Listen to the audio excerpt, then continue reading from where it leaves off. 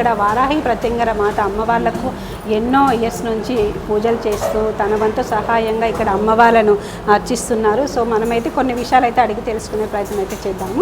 స్వామి నమస్తే. స్వామి నమస్కారం. ఇప్పుడు వారాహి మాత ప్రత్యంగిర మాత అంటే ఎంత పవర్ఫుల్ అమ్మవార్లో మనకు తెలుసు.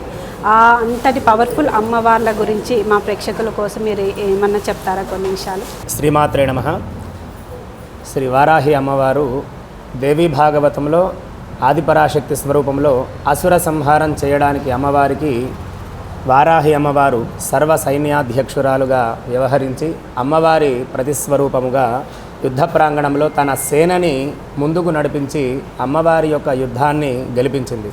అలాగే రాజశ్యామల అమ్మవారు మంత్రినిగా ఉండి అమ్మవారి యొక్క సలహాలు సూచనలను తీసుకొని అమ్మవారి యొక్క మరొక స్వరూపమైన ఈ రాజశ్యామల అమ్మవారి యొక్క సహాయం చేత యుద్ధ ప్రాతిపదికని ఎలా అవలంబించాలి అనేటువంటి విషయాలను సూచనలుగా తీసుకొని వారాహి అమ్మవారికి తన సైన్యాన్ని ఎలా ముందుకు వెళ్ళాలో నడిపించమని ఆజ్ఞాపిస్తే ఈ యొక్క రాజశ్యామల అమ్మవారు ఈ యొక్క వారాహి అమ్మవారుల యొక్క కనుసన్నలలో యుద్ధమంతా కూడా అమ్మవారు ఆచరించి అసురుల సైన్యాన్ని అసుర సామ్రాజ్యాన్ని అంతా కూడా తుడిచిపెట్టడం జరిగింది. ఈ యొక్క విషయమంతా కూడా దేవీ భాగవతంలో మనకు క్లుప్తంగా ఉంటుంది.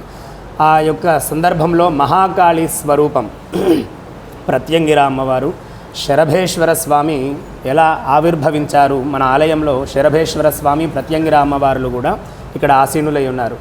ఆ శరభేశ్వర స్వామి లక్ష్మీనారసింహస్వామి యొక్క అవతారములో ఆ స్వామి అసుర సంహారం హిరణ్యకశిపుడి యొక్క సంహారం జరిపినాక తనను తాను మరిచిపోయి ఈ లోకంలో ఉన్నటువంటి అసుర జాతినంతా కూడా తుడిచిపెట్టేయాలి, ఈ క్షణం ఈ యొక్క విషయాన్ని నేను మరిచిపోకుండా ఈ లోకమంతా కూడా సుభిక్షం చేయాలి అనే తపనతో నరసింహస్వామి తనను తాను మరిచిపోయి ఈ లోకంలో ఉన్న అసుర సేనలని అసుర జాతినంతా కూడా మట్టుబెట్టాలి అనేటటువంటి ఉగ్రావేశంతో ఒక్క తప్పు చేసినటువంటి అసురుడి ద్వారా మిగతా అసుర లోకమంతా కూడా సంహరింపబడాలి అనేటటువంటి సంకల్పంతో నరసింహస్వామి ఈ లోకంలో ఉన్నటువంటి అన్నింటినీ కూడా నిష్పక్షపాతంగా అసుర లోకాన్ని మొత్తం ధ్వంసం చేయడం జరుగుతూ ఉన్నటువంటి సమయంలో దేవతలందరూ కూడా భయపడి తనను తాను మరిచిపోయిన నరసింహస్వామి ఈ యొక్క విధ్వంసానికి ఈ లోకమంతా కూడా అతలాకుతలం అవుతుంది అనే భయంతో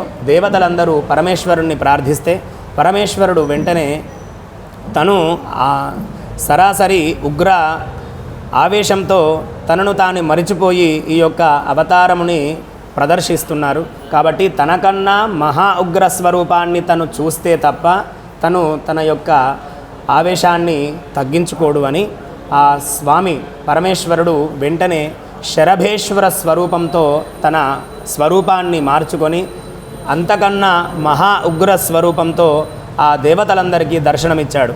ఎలా 8 పాదాలు 2 రెక్కలు సింహము యొక్క ముఖము ఉగ్రస్వరూపం, 8 పాదాలు కూడా అష్టభైరవులతో సమానం, 2 రెక్కలు కూడా 2 అమ్మవార్లతో సమానం. ఎవరు ఆ 2 అంటే శూలిని దుర్గా ప్రత్యంగిర అమ్మవార్లతో సమానం ఆ 2 రెక్కలు.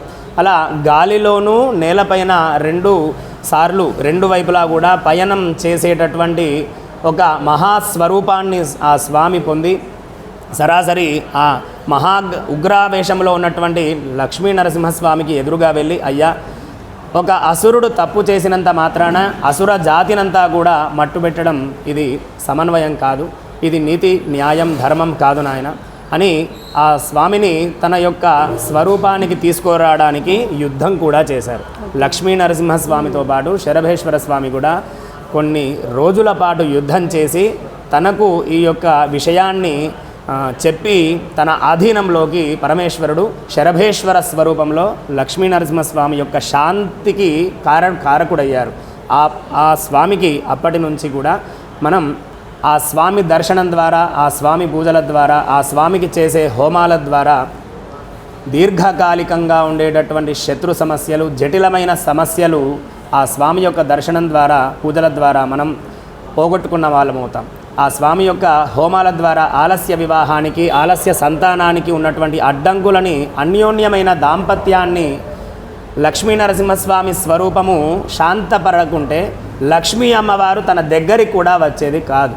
కాబట్టి తన యొక్క స్వరూపాన్ని శాంతపరిచి లక్ష్మీ అమ్మవారికి దగ్గర చేశాడు. ఆ కారణంగా దంపతుల మధ్య అన్యోన్యతని కూడా ఇచ్చేవాడుగా అప్పటి నుంచి ఆ స్వామి సంతానం కోసము, వివాహం కోసము కూడా ఆ స్వామిని పూజించడం జరుగుతూ ఉంది. అలా ఆ ఉద్దేశంతో మనకు తెలంగాణ, ఆంధ్రప్రదేశ్ ఈ రెండు రాష్ట్రాల్లో కూడా ఎక్కడా కూడా ఆ స్వామిని ప్రతిష్ఠించినటువంటి దాఖలాలు లేవు. తమిళనాడులో ఒక ప్రాంతంలో ఉన్నట్టుగా ఉంది. ఆ స్వామిని మళ్ళీ మనం హైదరాబాద్లో రామకృష్ణాపురంలో ఇక్కడ మనం చూస్తూ ఉన్నాం. ఆ స్వామి మహా ఉగ్రస్వరూపంతో శరభేశ్వర స్వామి అవతారంలో ప్రత్యంగిరా సమేతంగా, భార్యా సమేతంగా ఉండడం చాలా విశేషం. ఇద్దరుగా ఉండి ఇక్కడ భక్తులను అందరినీ కూడా అనుగ్రహిస్తున్నారు. భక్తులు ఎక్కడినెక్కడి నుంచో కూడా వచ్చి ఈ వారాహి ప్రత్యంగిరా శక్తులను చక్కగా దర్శించి వారి యొక్క సంకల్పానుసారంగా పూజ, అభిషేకములు, అర్చనలు, అలాగే విశేషమైనటువంటి హోమాల్లో కూడా పాల్గొని వారి యొక్క సంకల్పాలను సిద్ధించుకొని మళ్ళీ వచ్చి అమ్మవారు మాకు చేసినటువంటి ఈ యొక్క ఉపయోగానికి మొక్కులుగా ఎన్నో రకాలుగా మొక్కులు తీర్చుకుంటూ వెళ్తున్నారు. ఆ భక్తులందరినీ కూడా అమ్మవారు ఎల్లవెల్లలా ఇలాగే కాపాడుతూ ఉండాలి. అమ్మవారి యొక్క అనుగ్రహం మనకు, ఇక్కడ ఉన్నటువంటి ప్రజానీకానికి, భక్తులకు అందరికీ కూడా ఎల్లవెల్లలా ఉండాలి అని కోరుకుంటూ